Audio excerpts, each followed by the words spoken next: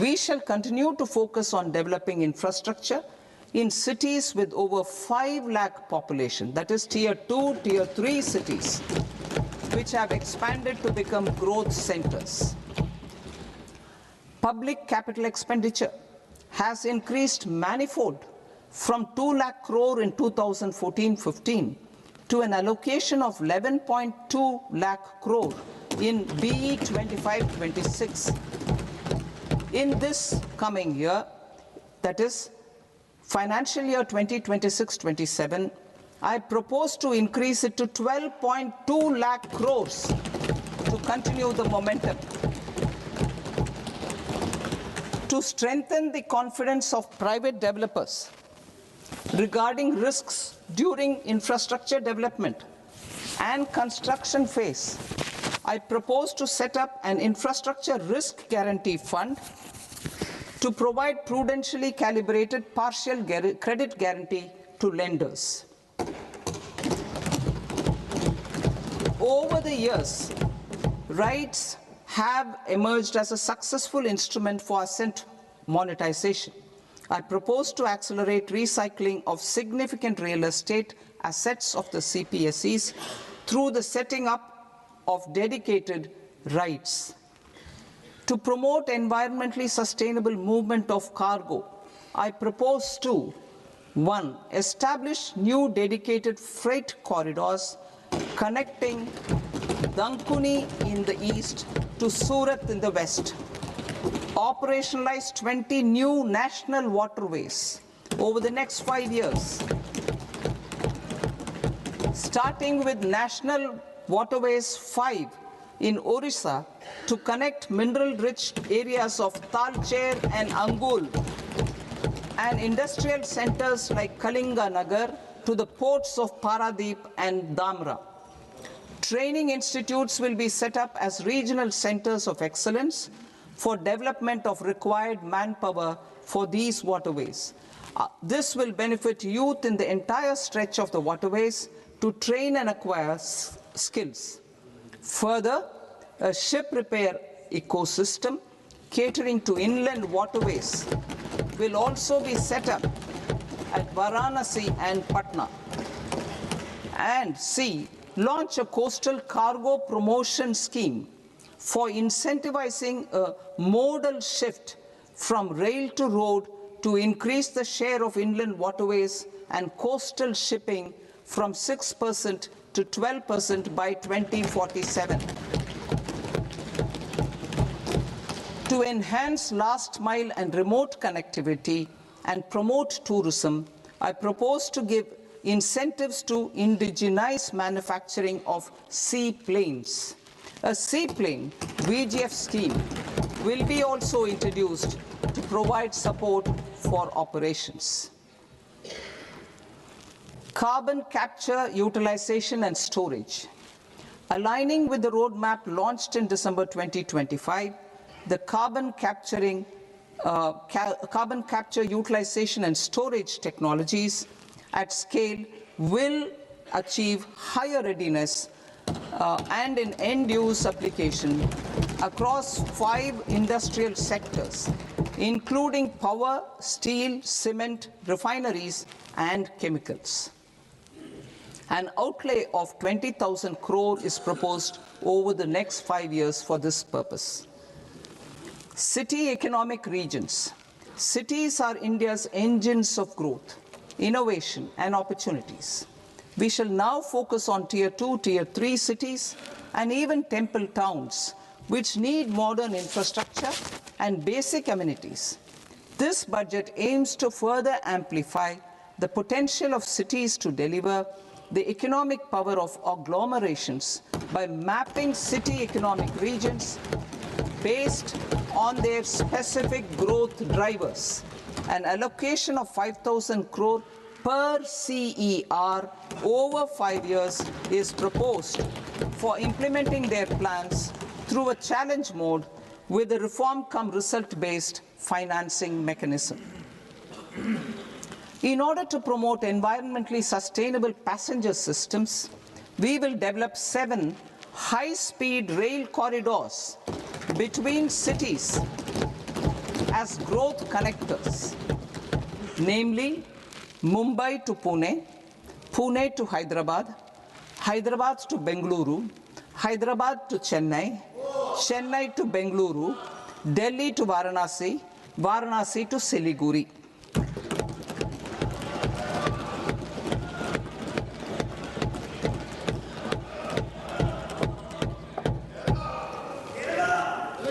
Financial sector. The Indian banking sector today is characterized by strong balance sheet, historic highs in profitability, improved asset quality, and coverage exceeding 98% of villages in the country. At this juncture, we are well placed to futuristically evaluate the measures needed to continue on the path of reform-led growth of this sector. I propose setting up a high-level committee on banking for Vikasit Bharat. High-level committee on banking for Vikasit Bharat to comprehensively review the sector and align it with India's next phase of growth while safeguarding financial stability, inclusion, and consumer protection. The vision for NBFCs for Vikasit Bharat has been outlined with clear targets for credit disbursement and technology adoption in order to achieve scale and improve efficiency in the public sector NBFCs. As a first step, it is proposed to restructure the Power Finance Corporation and Rural Electrification Corporation. I propose a comprehensive review of the foreign exchange management non-debt instruments rules to create a more contemporary, user-friendly framework for foreign investments consistent with India's evolving economic priorities. Corporate bond market. I propose to introduce a market-making framework with suitable access to funds and derivatives on corporate bond indices. I also propose to introduce total return swaps on corporate bonds. Municipal bonds. To encourage the issuance of municipal bonds of higher value by larger cities, I propose an incentive of 100 crore rupees for a single bond issuance. 100 crore rupees for a single bond issuance of more than 1,000 crore. The current scheme under Amrit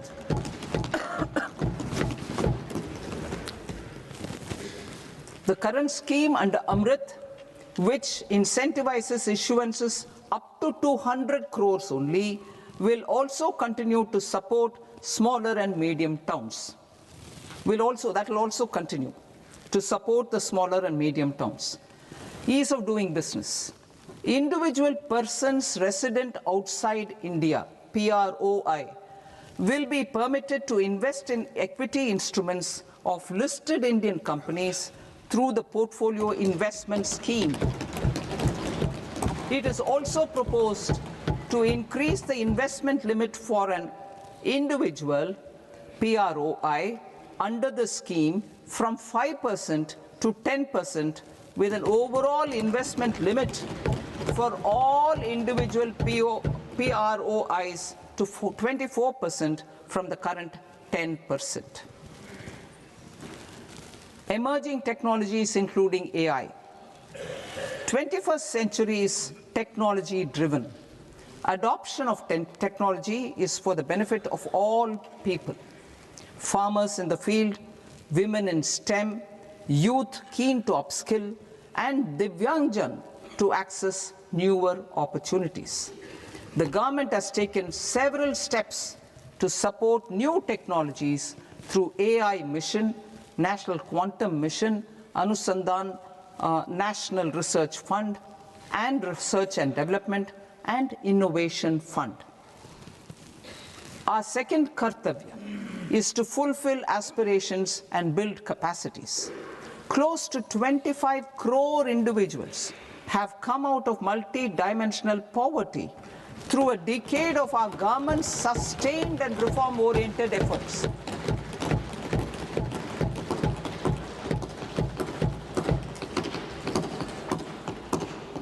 Our government has therefore decided to place a renewed emphasis on the service sector to provide a pathway to fulfilling aspirations of a youthful India with the following measures. I propose to set up a high-powered Education to Employment and Enterprises Standing Committee to recommend measures that focus on services sector as a core driver of Vikasit Bharat. This will make us a global leader in services with a 10% global share by 2047. The committee will prioritize areas to optimize the potential for growth, employment, and exports. They will also assess the impact of emerging technologies, including AI, on jobs and skill requirements and propose measures thereof. To create a range of skilled career pathways, a new range of skilled career pathways for our youth, I propose interventions in the following sectors. Health. Existing institutions for allied health professionals will be upgraded and new AHP institutions established in private and government sectors. This will cover 10 selected disciplines, including optometry, radiology, anesthesia, OT technology, applied psychology and behavioral health, and add 1 lakh AHPs over the next 5 years. A strong care system covering geriatric and allied care services will be built. A variety of NSQF-aligned programs will be developed to train multi-skilled caregivers, combining core care and allied skills such as wellness, yoga, and operation of medical assistive devices. In the coming year, 1.5 lakh caregivers will be trained.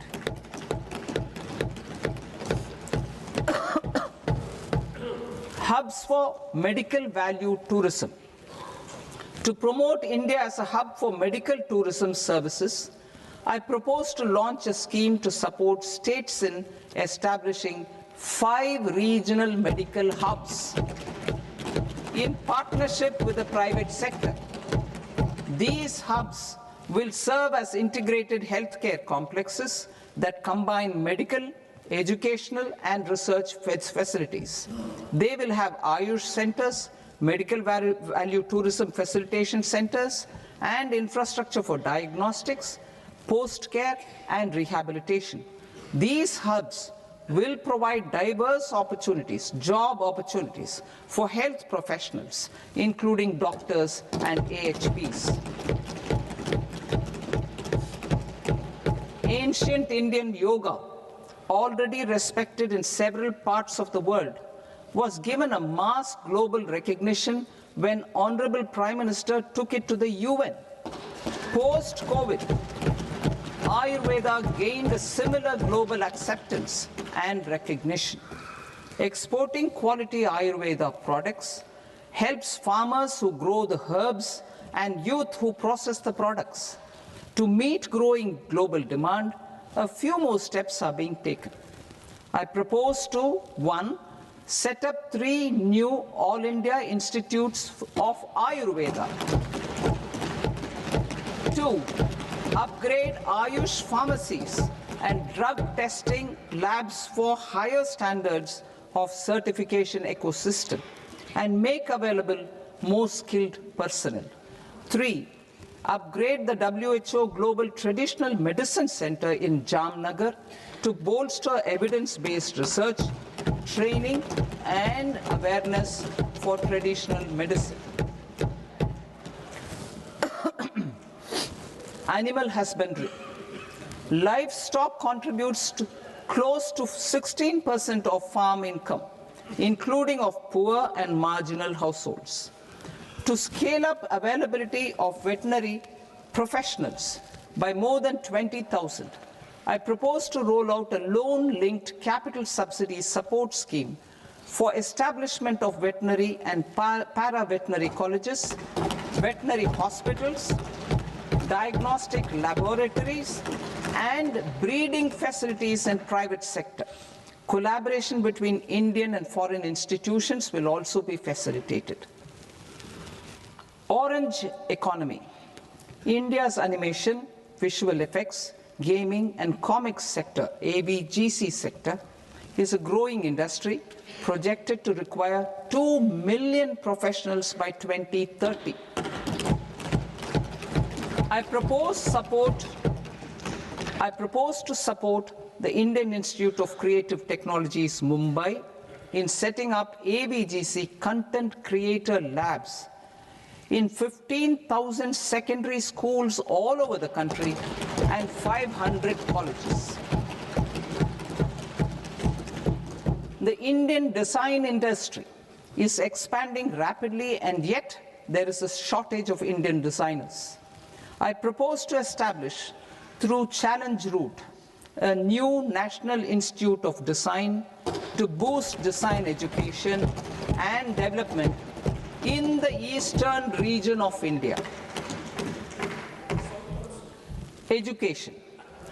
Our government will support states through Challenge Route in creating 5 university townships in the vicinity of major industrial and logistics corridors. These planned academic zones will host multiple universities, colleges, and research institutions, skill centers, and residential complexes. In higher education, STEM institutions, prolonged hours of study and laboratory work pose some challenges for girl students. Through VGF, Viability Gap Funding and capital support, one girls' hostel will be established in every district.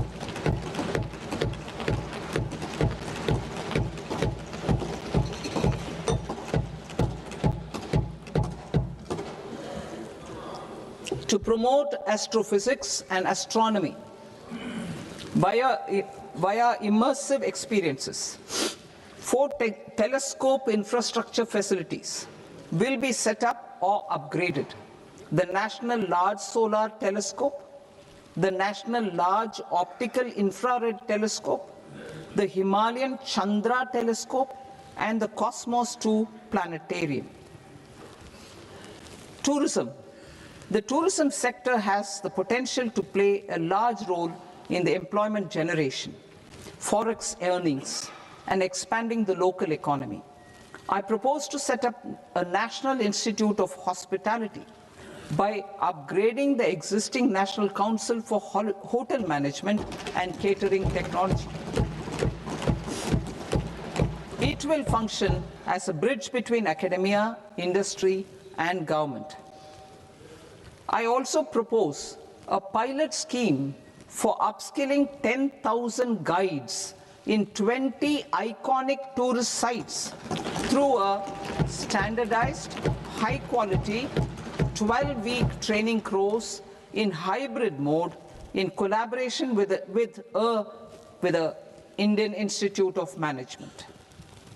A national destination digital knowledge grid will be established to digitally document all places of significance, cultural, spiritual, and heritage. This initiative will create a new ecosystem of jobs for local researchers, historians, content creators, and technology partners.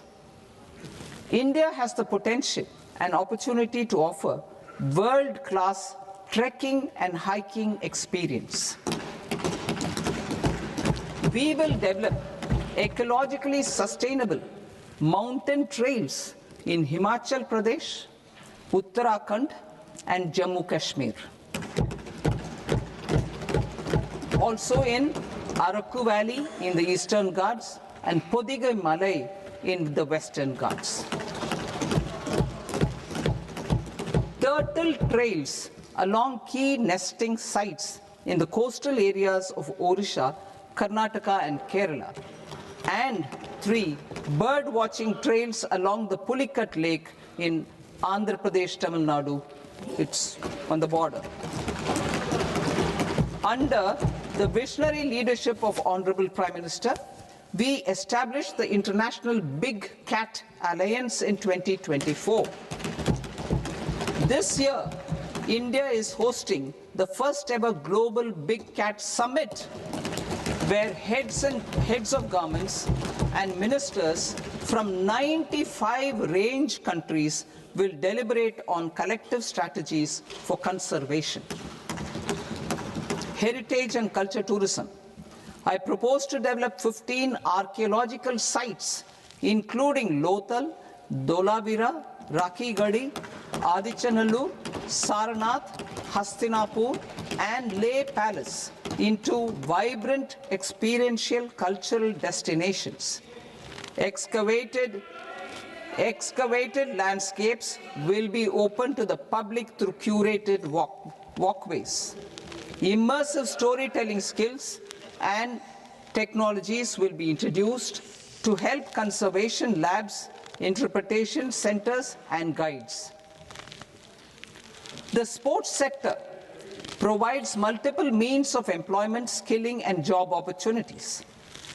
Taking forward the systematic nurturing of sports talent, which is set in motion through the Khelo India program earlier, I propose to launch a Khelo India mission to transform the sports sector over the next decade.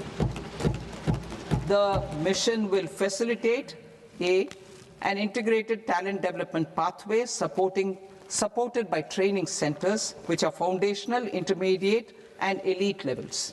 B, systematic development of coaches and support staff.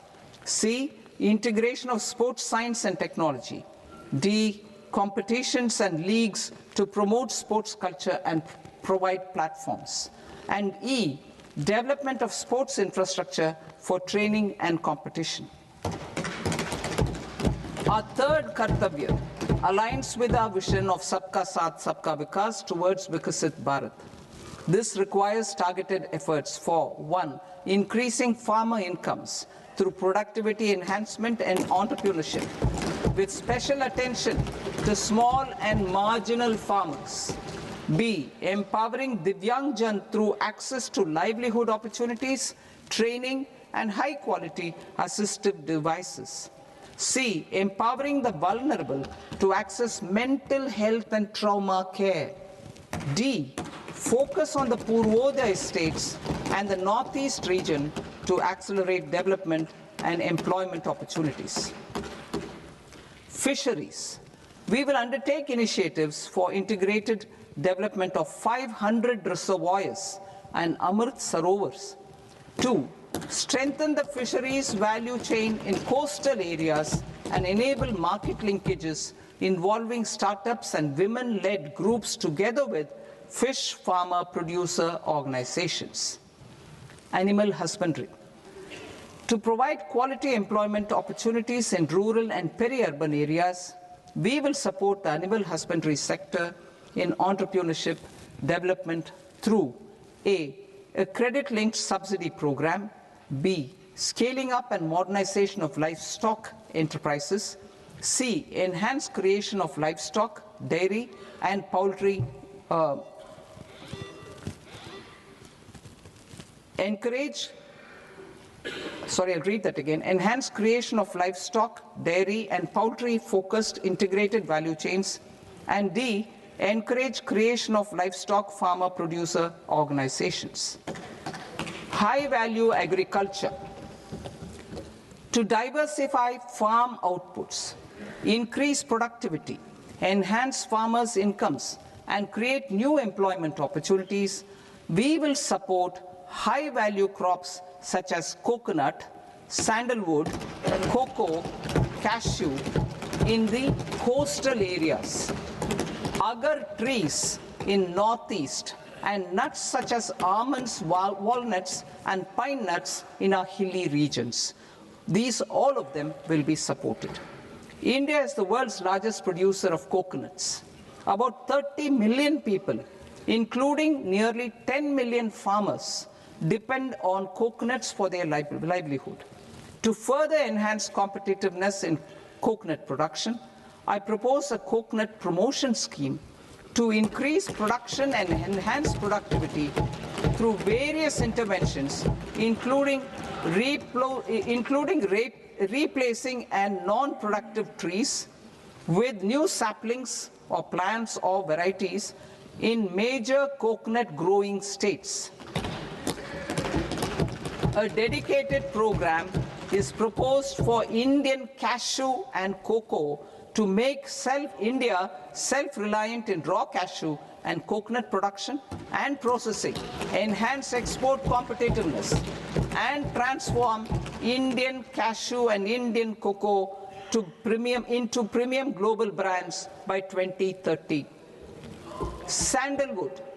Sandalwood is closely linked to India's social and cultural heritage.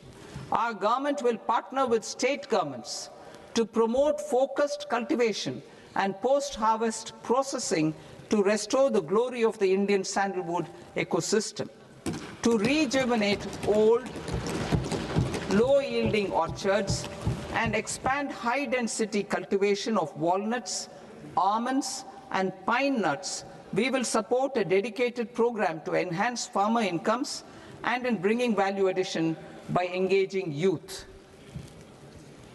Bharat Vistar, that is virtually integrated system to access agricultural resources. I propose to launch Bharat Vistar, a multilingual AI tool that shall integrate the AgriStack portals and the ICAR package on agricultural practices with AI systems. This will enhance farm productivity, enable better decisions for farmers, and reduce risk by providing customized advisory support. She Marts for rural women-led enterprises. Building on the success of Lakpati Didi program, I propose to help women take the next step from credit-linked livelihoods to being owners of enterprises. Self-help entrepreneur, She Marts will be set up as community-owned retail outlets within the cluster-level federations through enhanced and innovative financing instruments. Empowering Divyangjan. Divyangjan Kaushal Yojana. Information technology, AVGC sectors, hospitality and food and beverages sectors often offer task-oriented and process-driven roles which are suitable for Divyangjan. We will ensure dignified livelihood opportunities through industry-relevant and customized training specific to each Divyangjan group. Divyang Sahara Yojana. Timely access to high-quality assistive devices for all eligible Divyangjan is a fundamental need. I propose to 1. Support the Artificial Limbs Manufacturing Corporation of India, ALIMCO, to set up and to scale up production of assistive devices, invest in R&D and AI integration, strengthen PM Divyasha Kendras, and support setting up of assistive technology marts as modern retail style centers where Divyangjan and senior citizens can see, try, and purchase assistive products. Reaffirming our commitment to mental health and trauma care. There are no national institutes for mental health care in North India. We will therefore set up a NIMHANS 2 and also upgrade national mental health institutes in Ranchi and in Tezpur as regional apex institutions. Emergencies expose families, particularly the poor and vulnerable, to unexpected expenditure. We will strengthen and increase these capacities by 50% in district hospitals by establishing emergency and trauma care centers.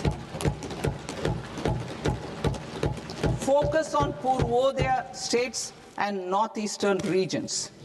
Purvodaya, I propose the development of an integrated East Coast industrial corridor with a well-connected node at Durgapur, creation of 5 tourism destinations in 5 Purvodaya states, and the provision of 4,000 e-buses. Buddhist sites in northeastern region. The northeastern region is a civilizational confluence of Theravada and Mahayana or Vajrayana traditions. I propose to launch a scheme for development of Buddhist circuits in Arunachal Pradesh, Sikkim, Assam, Manipur, Mizoram, and Tripura.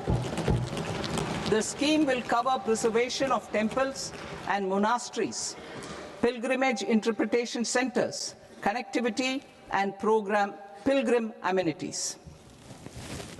16th Finance Commission.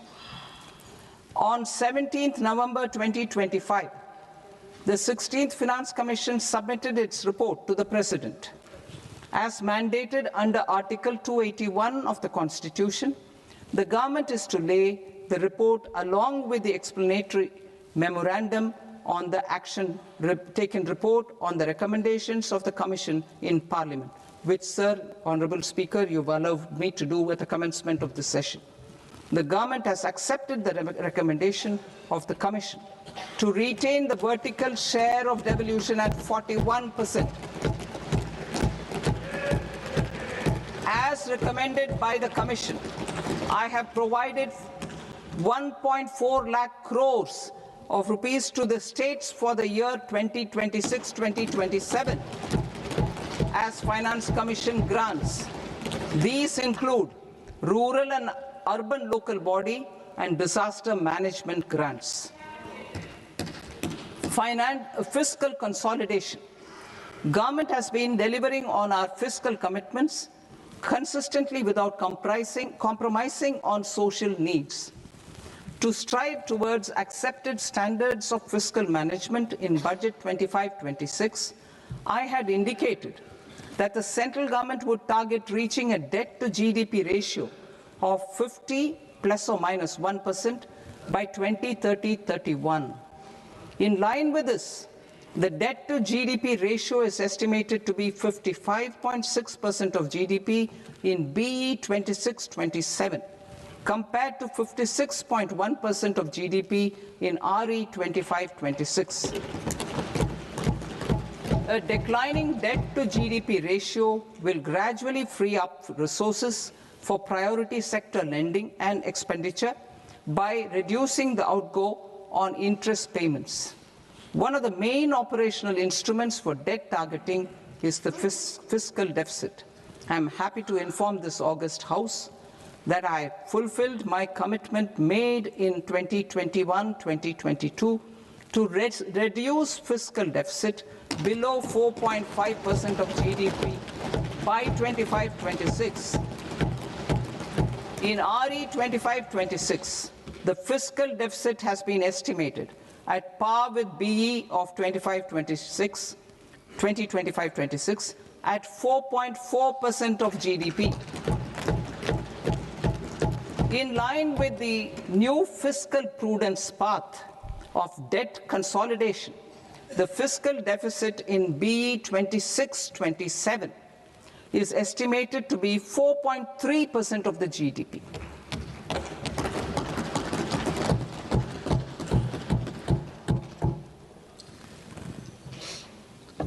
The revised estimates of the non-debt receipts are 34 lakh crore rupees, of which the centre's net tax receipts are 26.7 lakh crore. The revised estimate of the total expenditure is 49.6 lakh crore rupees, of which the capital expenditure is about 11 lakh crores. Budget estimates 2026 to 2027. Coming to 26-27, the non-debt receipts and the total expenditure are estimated as 36.5 lakh crore and 53.5 lakh crore respectively. The centre's net tax receipts are estimated at 28.7 lakh crore rupees. To finance the fiscal deficit, the net market borrowings from dated securities are estimated at 11.7 lakh crore rupees. The balance financing is expected to come from small savings and other sources. The gross market borrowings are estimated at 17.2 lakh crore rupees. I'll now move to Part B. Part B, direct taxes.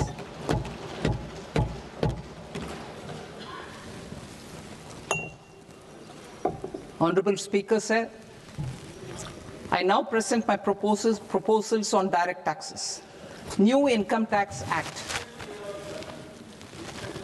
In July 2024, I announced a comprehensive review of the Income Tax Act 1961. This was completed in a record time, and the Income Tax Act 2025 will come into effect from 1st April 2026. The simplified income tax rules and forms will be notified shortly, giving adequate time to taxpayers to acquaint themselves with its requirements. The forms have been redesigned such that ordinary citizens can comply without difficulty. Ease of living. I propose that any interest awarded by the Motor Accident Claims Tribunal to a natural person will be exempt from income tax, and any TDS on this account will be done away with. I propose to reduce TCS rate on the sale of overseas tour program package from the current 5% and 20% to 2% without any stipulation of amount. I propose to reduce TCS rate for pursuing education and for medical purposes under the Liberalized Remittance Scheme, popularly known as LRS, from 5% to 2%. Supply of manpower services is proposed to be specifically brought within the ambit of payment to contractors for the purpose of TDS to avoid ambiguity. Thus, TDS on these services will be at the rate of either 1% or 2% only. I propose a scheme for small taxpayers, wherein a rule-based automated process will enable obtaining a lower or nil deduction certificate instead of filing an application with the assessing officer.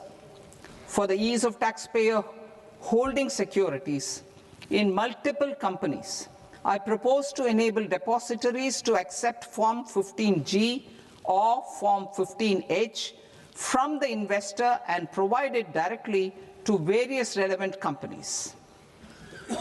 I propose to extend time available for revising returns from 31st December to up to 31st March with the payment of a nominal fee.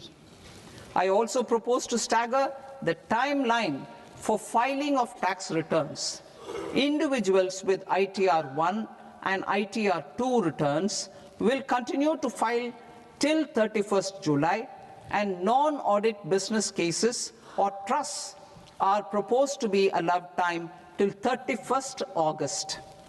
TDS on sale of immovable property by a non-resident is proposed to be deducted and deposited through resident buyers and his or her PAN-based challan instead of requiring a TAN, which is a temporary accounting number.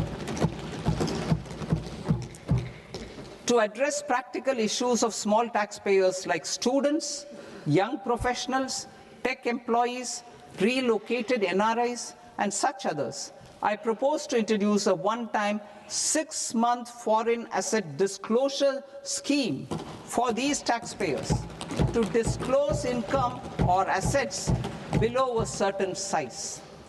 This scheme would be applicable for two categories of taxpayers, namely A, who did not disclose their overseas income or assets, and B, who disclosed their overseas income and or paid due tax but could not declare the asset acquired. For category A, the limit of undisclosed income or asset is proposed to be up to 1 crore rupees. They need to pay 30% of fair market value of asset or 30% of undisclosed income as tax and 30% as additional income tax in lieu of penalty and would thereby get immunity from prosecution. For category B, asset value is proposed to be up to 5 crore rupees. Here, immunity from both penalty and prosecution will be available with a payment of fee of 1 lakh rupees. Rationalizing penalty and prosecution. Multiplicity of proceedings are hindrance to the ease of doing business. I propose to integrate assessment and penalty proceedings by way of a common order for both. There will be no interest liability on the taxpayer on the penalty amount for the period of appeal before the first appellate authority, irrespective of the outcome of appeal process. Further, quantum of prepayment is being reduced from 20% to 10% and will continue to be calculated only on core tax demand. As an additional measure for reducing litigation, I propose to allow taxpayers to update their returns even after reassessment proceedings have been initiated and an additional 10% tax rate over and above the rate applicable for the relevant year. The assessing officer will then use only this updated return in his proceedings. There is already a framework for immunity from penalty and prosecution in the cases of underreporting. I propose to apply this framework for immunity to misreporting too. However, in such a case, the taxpayer will need to pay 100% of the tax amount as an additional income tax over and above the tax and interest due. Penalties for certain technical defaults, such as failure to get accounts audited, non-furnishing of transfer pricing audit report, and default in furnishing statement for financial transactions are proposed to be converted into fee.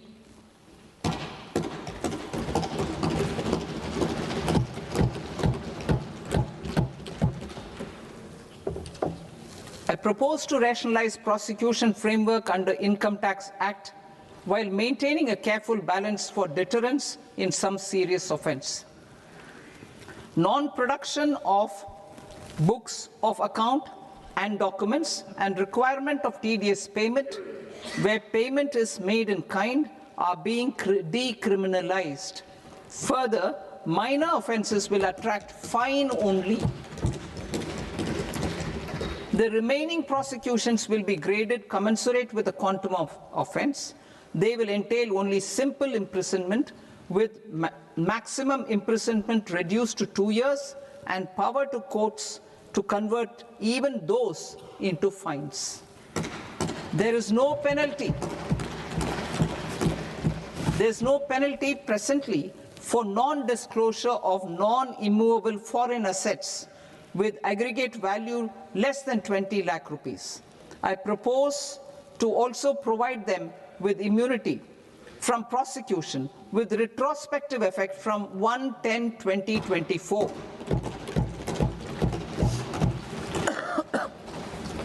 Cooperatives.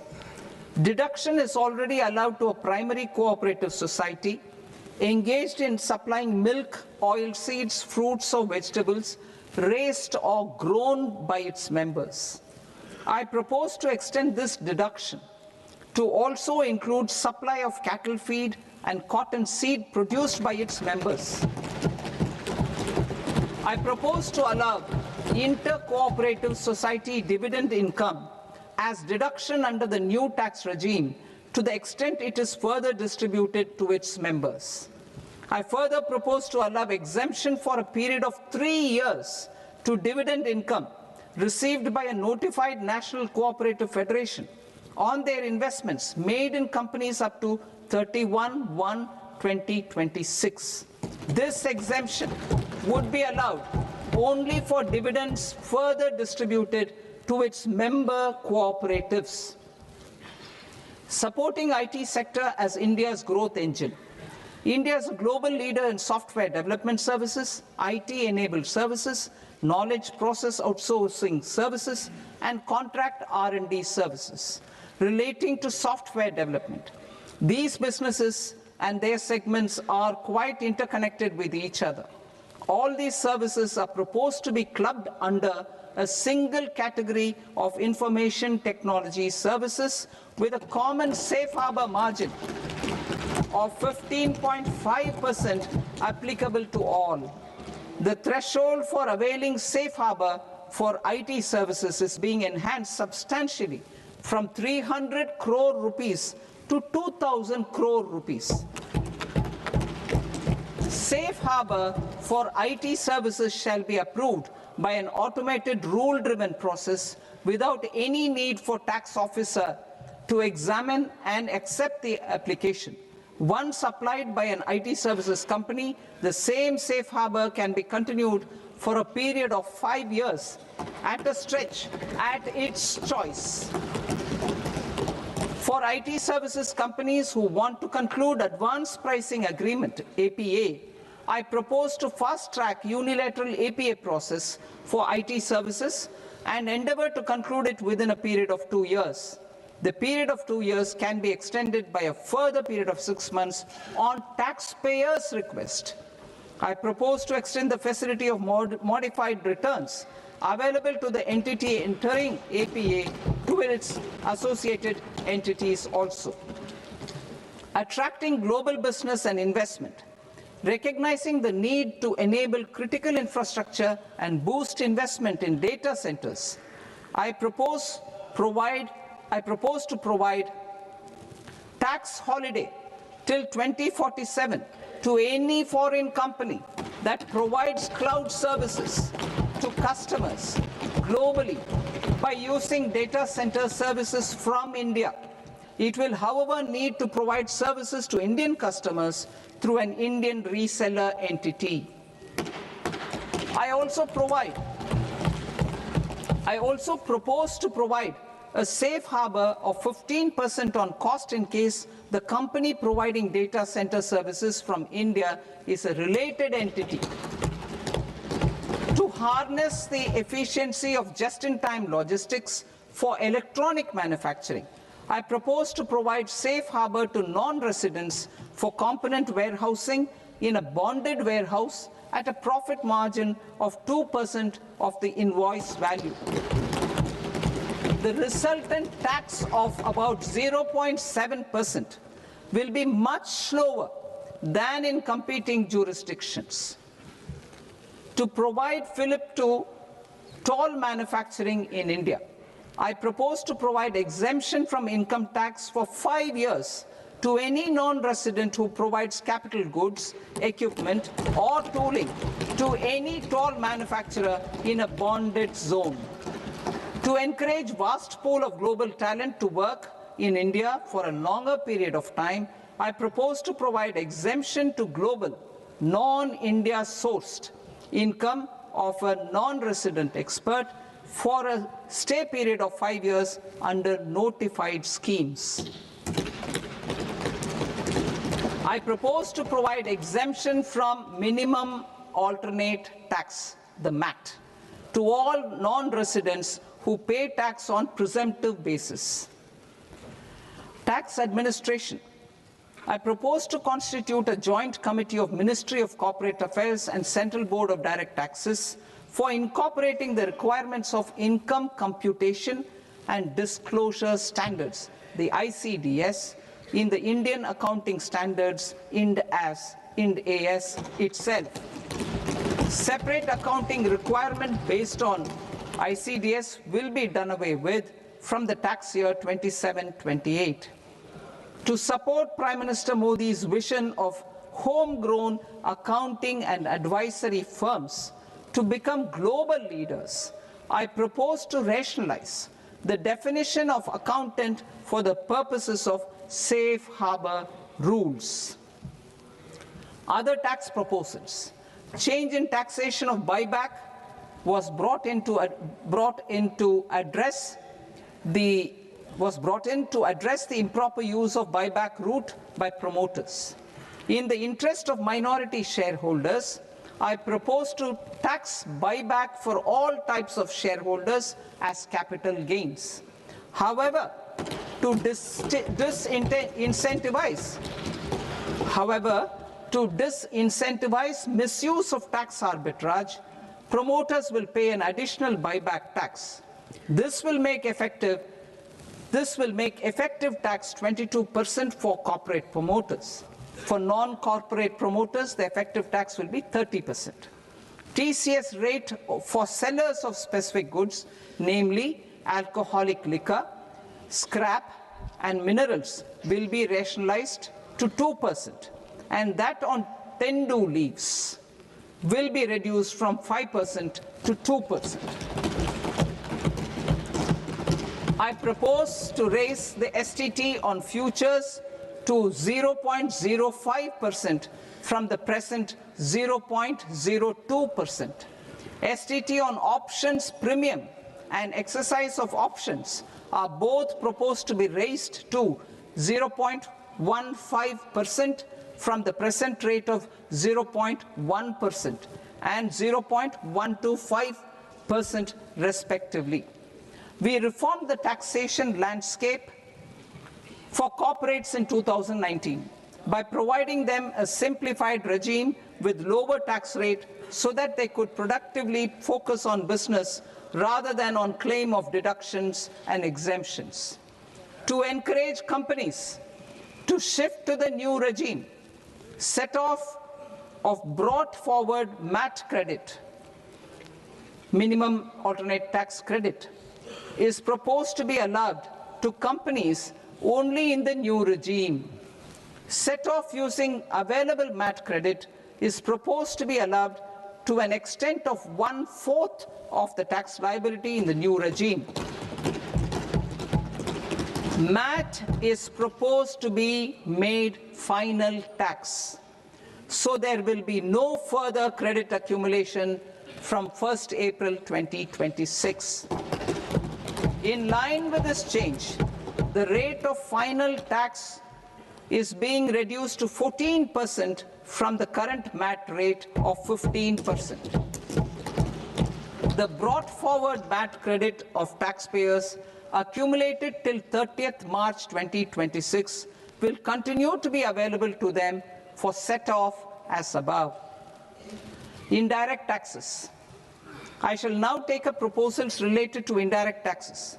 My proposals for customs and central excise aim to further simplify the tariff structure, support domestic manufacturing, promote export competitiveness, and correct inversion in duty. To continue weeding out long continuing customs duty exemptions, I propose to remove certain exemptions on items which are being manufactured in India or where the imports are negligible. Similarly, to further simplify the process of ascertaining the rate of duty applicable on a particular item, I propose to incorporate certain effective rates in various customs notifications to the tariff schedule itself. I shall now take up sector-specific proposals. Promotion of exports of marine, leather, and textile products. I propose to increase the limit for duty-free imports of specified inputs used for processing seafoods for export from the current 1% to 3% of FOB value of the previous year's export turnover. I also propose to allow duty-free imports of specified inputs, which is currently available for exports of leather or synthetic footwear, to exports of shoe uppers as well. I propose to extend the time period for export of final product from the existing 6 months to 1 year for exporters of leather or textile garments, leather or synthetic footwear, and other leather products. Energy transition and security. I propose to extend the basic customs duty exemption given to capital goods used for manufacturing lithium-ion cells for batteries to those used for manufacturing lithium-ion cells for battery energy storage systems also. I propose to exempt basic customs duty on import of sodium antimonate for use in manufacture of solar glass. Nuclear power. I propose to extend the existing basic customs duty exemption on imports of goods required for nuclear power projects till the year 2035 and expand it for all nuclear plants irrespective of their capacity. Critical minerals. It is proposed to provide basic customs duty exemption to the import of capital goods required for the processing of critical minerals in India. Biogas blended CNG.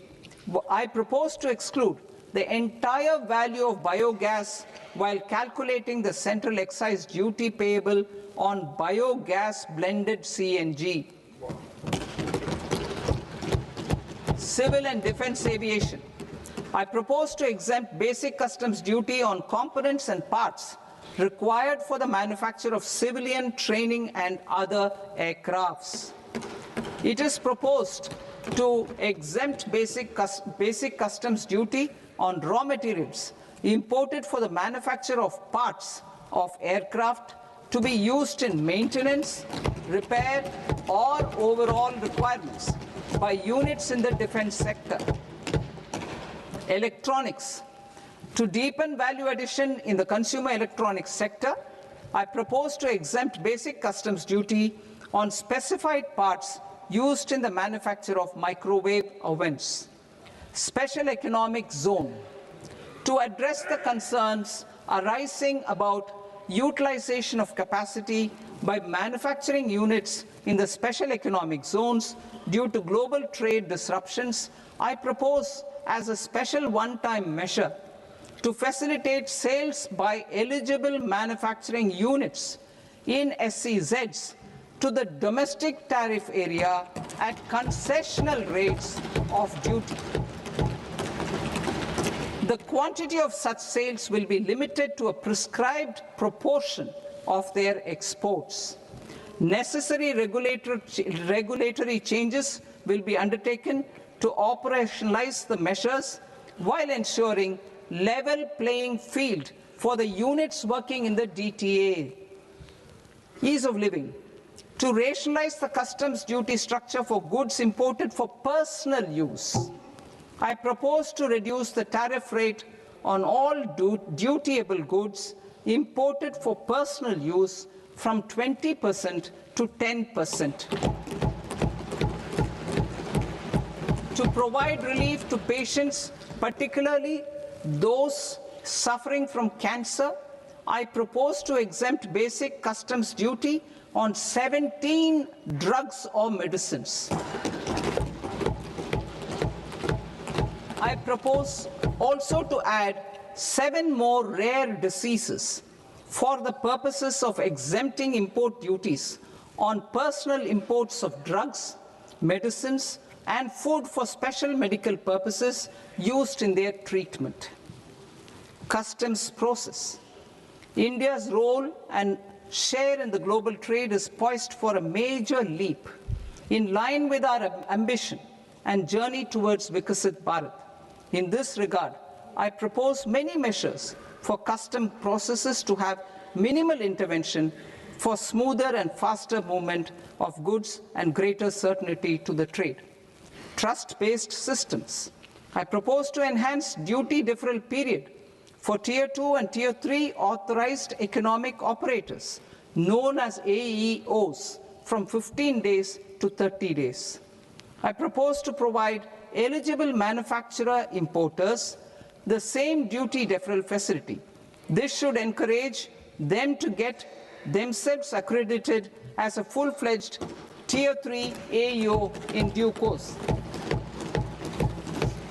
To provide greater certainty and for better business planning, I propose to extend validity period of advance ruling binding on customs from the present 3 years to 5 years. In the spirit of the whole of government approach,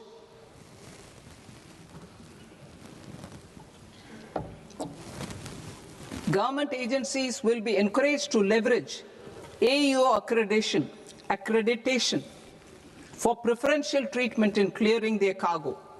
Regular importers with trusted long-standing supply chains will be recognized in the risk system so that the need for verification of their cargo every time can be minimized. Export cargo using electronic sealing. Export cargo using electronic sealing will be provided through clearance from the factory premises to the ship. For import of goods not needing any compliance, filing of bill of entry by a trusted importer and arrival of goods will automatically notify customs for completing their clearance formalities. This will enable goods to be released immediately on arrival. The customs warehouse framework will be transformed into a warehouse operator-centric system with a self-declarations, electronic tracking, and risk-based audit.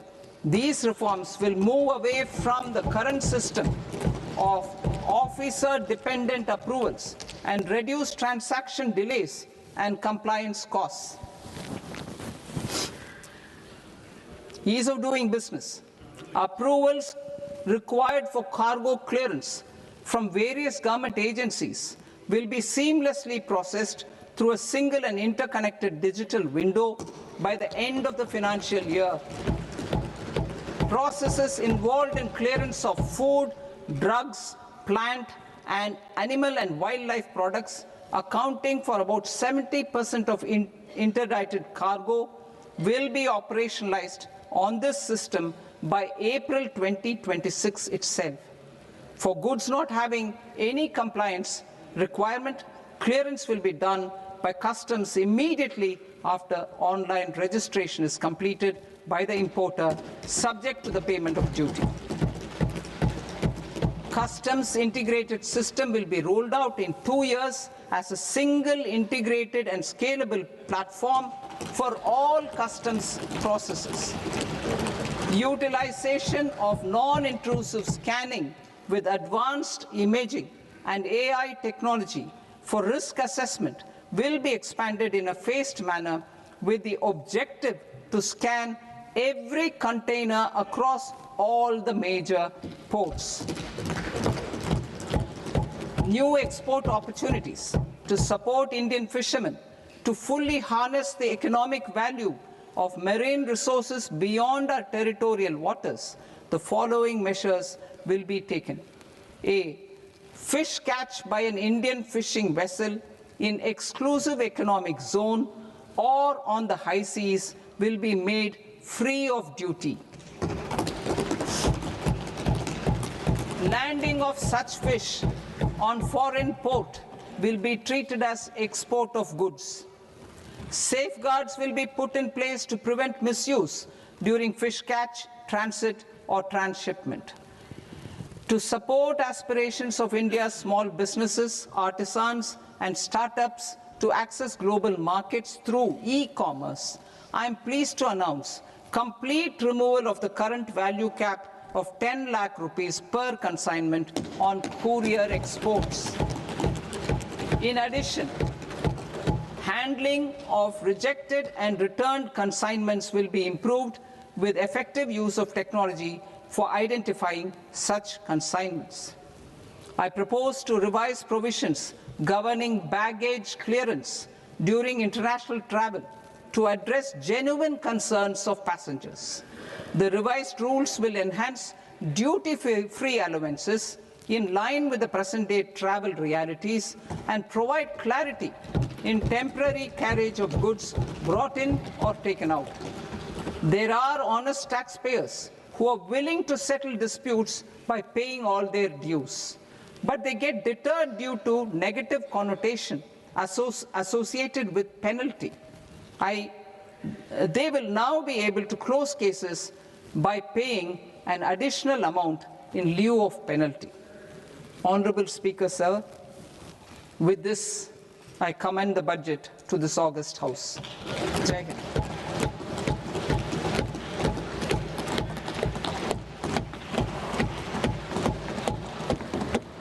One and a half hours. Item number 3 माननीय वित्त मंत्री जी।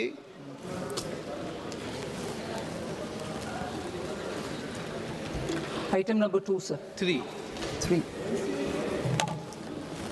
Sir, with your permission, I rise to lay on the table of the following statements under Section 3, 1 of the Fiscal Responsibility and Budget Management Act of 2003.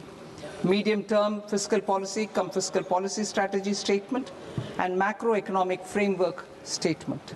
Item number 4 माननीय वित्त मंत्री जी। Sir, with your permission, I move for leave to introduce the Finance Bill 2026. प्रश्न ये कि विधेयक को पुनर्स्थापित करने की अनुमति प्रदान की जाए। जो सदस्य इस पक्ष में हाँ गए, जो सदस्य विरोध में ना गए, मेरे विचार में निर्णय हाँ वालों के पक्ष में हाँ वालों के पक्ष में अनुमति प्रदान की जाती है। माननीय मंत्री जी, अब विधेयक पूरे स्थापित करें। Sir, I introduce the bill.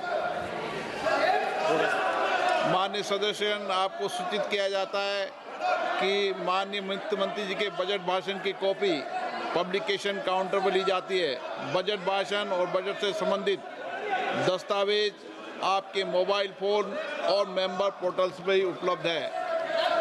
सभा की कार्रवाई कल सोमवार दिनांक 2 फरवरी 2026 को प्राप्त 11 बजे तक के लिए स्थगित की जाती है।